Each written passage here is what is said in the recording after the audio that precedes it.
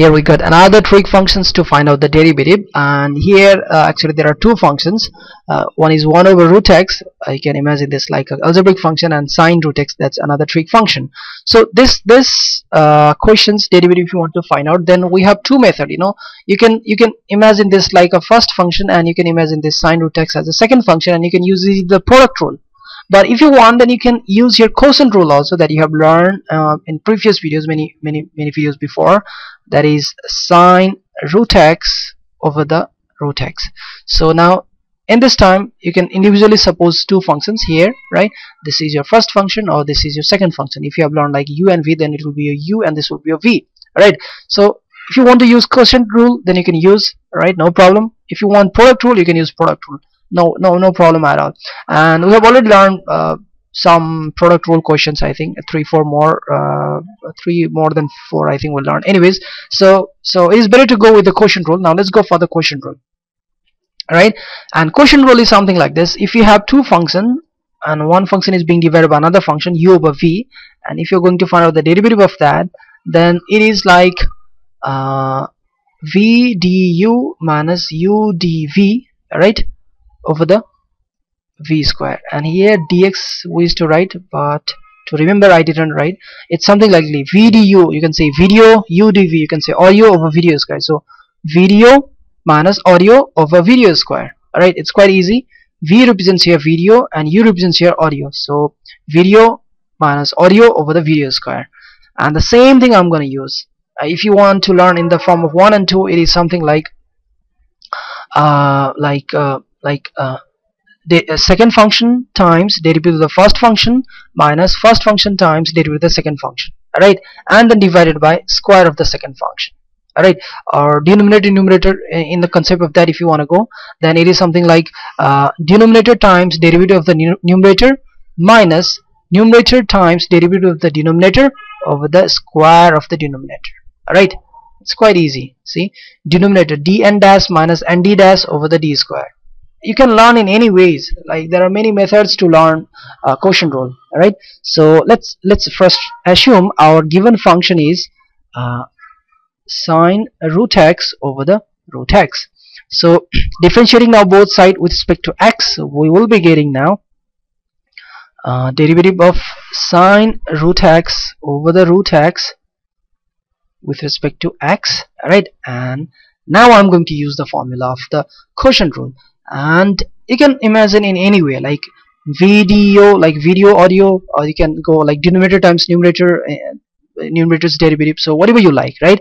So it is video minus audio. So v means this will be working as a v and this will be working as a u, right?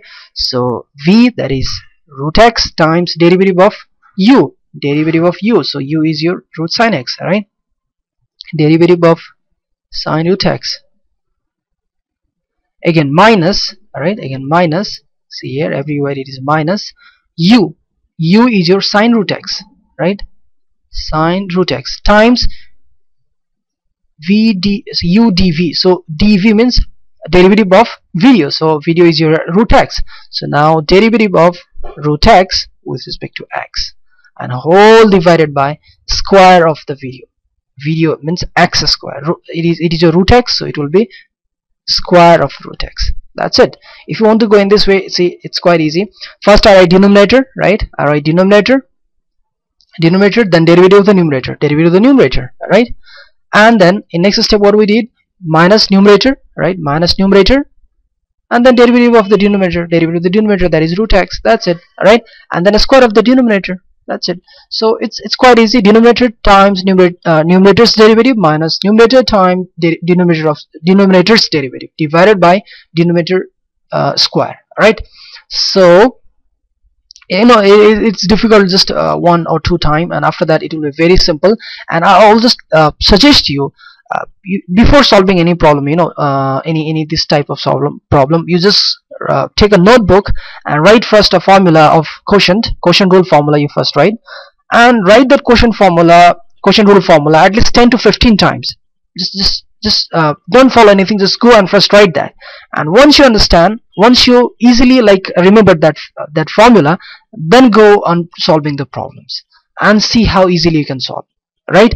and let's go now. Here it is root x here, so I'm writing here root x, and it is sine root x. So sine has the highest power 1, so it means I need to differentiate this with respect to its angle. So derivative of sine root x with respect to root x, and again we have to differentiate because this I have put from my side, so I have to differentiate that root x with respect to x, and again minus sine root x, as it is sine root x times derivative of root x. Yes, here I want to say derivative of root x, how it is.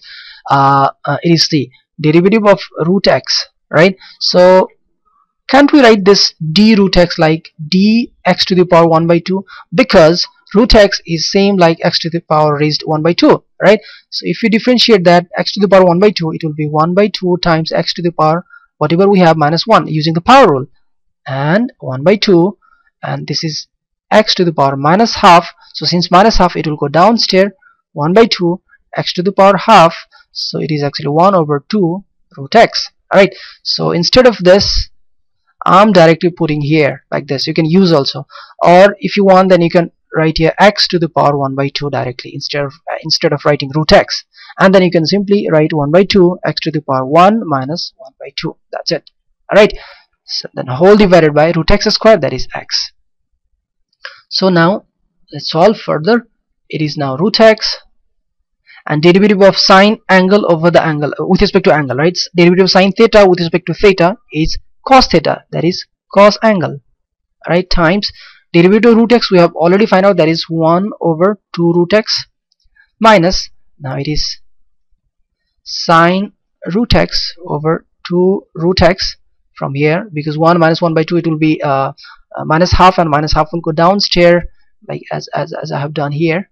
You know, I've solved it here, and I just pick that. I just pick the derivative of x to the power half from here, and I put it there.